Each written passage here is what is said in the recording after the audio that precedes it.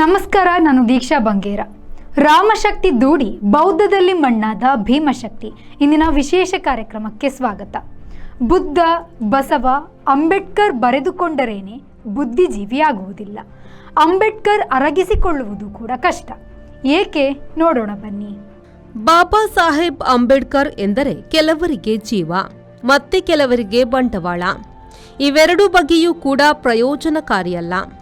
ಕೆಲವು ಹೆಸರುಗಳನ್ನು ಕೆಲವರು ಬಂಡವಾಳ ಮಾಡಿಕೊಳ್ಳುತ್ತಾರೆ. ಭಾರತ ಎಂದಲ್ಲ, ಎಲ್ಲ ದೇಶಗಳಲ್ಲೂ ಕೆಲವು ಹೆಸರುಗಳು ಬಳಕೆಯಾಗುತ್ತಿರುತ್ತದೆ. Gandhiji, Lenin, Mao, Washington, Vasco da Gama, Obama, Kalpana Chawla, Mamata Banerjee ಎಂದು ಈ ಹೆಸರುಗಳ ಪಟ್ಟಿ ಬೆಳೆಯುತ್ತಲೇ ಹೋಗುತ್ತದೆ.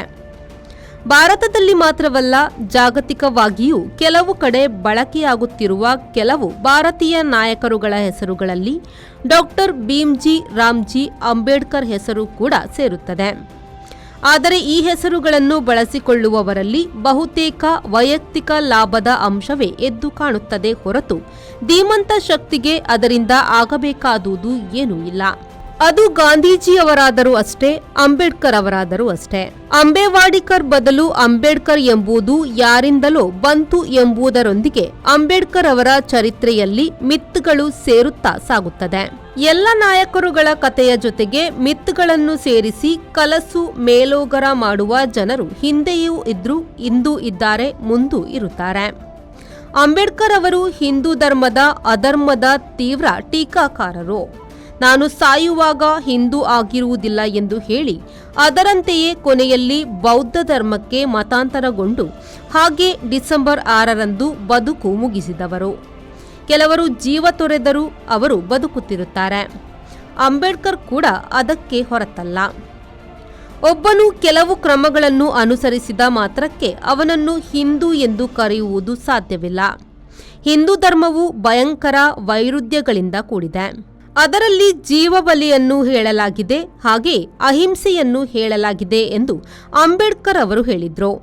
ನಿಜವಾಗಿ ಹಿಂದೂ ಧರ್ಮವು ವೇದಗಳ ಜೀವಬಲಿ, ಬೌದ್ಧ, ಜೈನಗಳ ಅಹಿಂಸೆ ಹೀಗೆ 10 ಸಂಪ್ರದಾಯಗಳನ್ನು ಒಂದು ಮಾಡಿಕೊಂಡು ಒಟ್ಟಾರೆ ಮೀಸಳಬಾಜಿ ಆಗಿದೆ. ಬಸವಣ್ಣನವರನ್ನು ಕೊಂದ ಹಿಂದೂಗಳು ಮುಂದೆ ಬಸವಣ್ಣನವರು ನಮ್ಮವರು ಎಂದು ಹೇಳತೊಡಗಿದ್ರು. ನಮ್ಮ ಜನರಿಗೆ ಅದರಲ್ಲಿನ ಕಪಟತನ ಕಾಣಿಸಲೇ ಇಲ್ಲ. ಇತ್ತೀಚಿನ ದಿನಗಳಲ್ಲಿ ಬುದ್ಧ, ಬಸವ, ಅಂಬೇಡ್ಕರ್ ಎಂದು ತಮ್ಮ ಕರೆಯೋಲೆಗಳಲ್ಲಿ ಓಲೆ ಹಾಳೆಗಳಲ್ಲಿ ಹಾಕಿಕೊಳ್ಳುವವರು ಹೆಚ್ಚಾಗಿದ್ದಾರೆ. ಆದರೆ ಆ ಬಗೆಗೆ ಯಾವುದೇ ಬದ್ಧತೆ ಕಾಣುವುದಿಲ್ಲ. ತಮ್ಮನ್ನು ತಾವೇ ಬುದ್ಧಿಜೀವಿಗಳು ಎಂದು ಕರೆದುಕೊಳ್ಳುವುದಂತೂ ದೊಡ್ಡ ಆತ್ಮವಂಚನೆಯಾಗಿದೆ. ಹಿಂದುತ್ವವನ್ನು ಒಪ್ಪದ ಅಂಬೇಡ್ಕರ್ ಅವರು ಜಾತಿ ವಿನಾಶ, ರಾಮಾಯಣ, ಮಹಾಭಾರತಗಳ ಒಗಟು ಎಂಬಿತ್ಯಾದಿಯಾಗಿ ವಿಮರ್ಶಾ ಗ್ರಂಥಗಳನ್ನು ಬರೆದಿದ್ದಾರೆ. ಪುರಾಣಗಳು, ಜಾತಿಗಳು, ರಾಮಕೃಷ್ಣ ಮೊದಲಾದ ದೇವರುಗಳನ್ನು ಅಂಬೇಡ್ಕರ್ ಇಂಗ್ಲಿಷಿನಲ್ಲಿ ವಿಶ್ಲೇಷಿಸಿದ್ದಾರೆ. ರಿಡಲ್ ಆಫ್ ರಾಮ ಅಂಡ್ ಕೃಷ್ಣದಲ್ಲಿ ಅಂಬೇಡ್ಕರ್ ಹೇಳುತ್ತಾರೆ, ಮಹಾಭಾರತದಲ್ಲಿ ಕೃಷ್ಣನೊಬ್ಬ ಮನುಷ್ಯ, ಆತನು ದೇವರಲ್ಲ.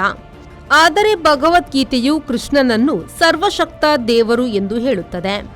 ಮಹಾಭಾರತದಲ್ಲಿ ಕೃಷ್ಣನನ್ನು ಪ್ರಮುಖ ಪಾತ್ರವಾಗಿಯೂ ಹೇಳಿಲ್ಲ ಎಂದು ಹೆಣ್ಣುಗಳ ಹಕ್ಕುಗಳಿಗಾಗಿ ಹಿಂದೂ ಕೋಡ್ ಮಸೂದೆಯನ್ನು ಅಂಬೇಡ್ಕರ್ ಬೆಂಬಲಿಸಿದರು.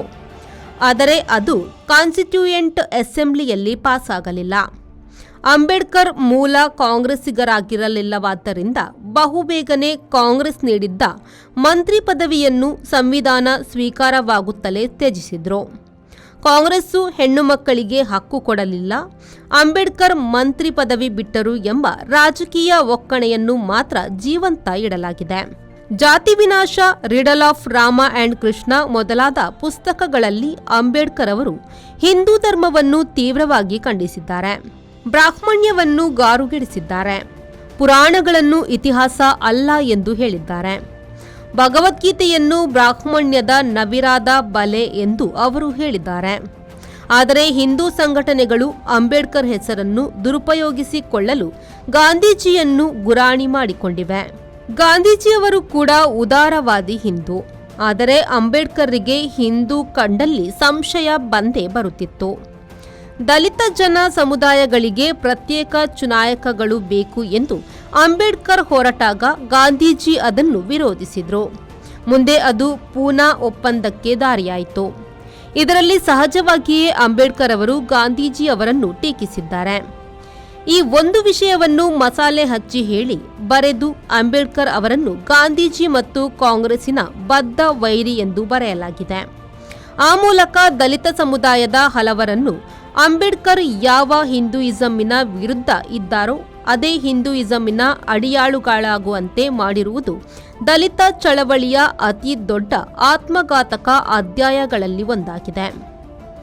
ಸಂವಿಧಾನ ಸ್ವೀಕಾರದ ಬಳಿಕ ಕಾಂಗ್ರೆಸ್ಸಿನವರು ಗಾಂಧೀಜಿ, ನೆಹರು ಸುತ್ತಲೇ ನಿಂತ ಕಾಂಗ್ರೆಸ್ಸಿಗರು ಅಂಬೇಡ್ಕರ್ ಅವರನ್ನು ಸಂವಿಧಾನ ಶಿಲ್ಪಿ ಎನ್ನುವಲ್ಲಿ ನಿಲ್ಲಿಸಿಬಿಟ್ರು.